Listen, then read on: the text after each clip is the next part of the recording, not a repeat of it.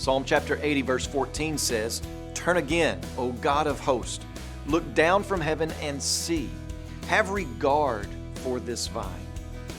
While the enemy rages outside, the real danger comes from within.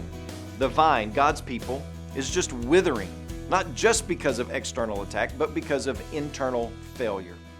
Psalm 80 shows us that the source of our weakness is often our own waywardness.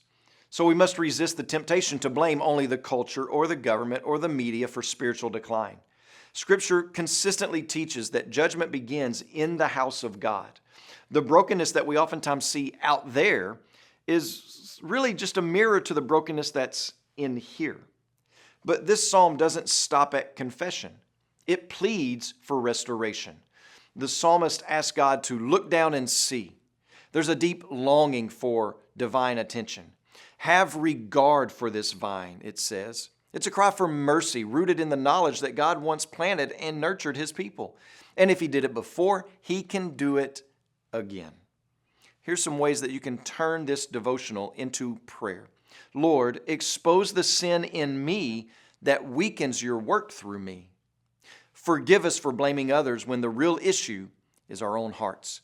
And tend to your vine again. Revive your people with grace and truth. Here are two people that you can be praying for today. Pray for Gerson Oriano and his family, our national changemakers in Peru. And also remember the Matango Life Word broadcast that's for the people of Tanzania. And one final thought.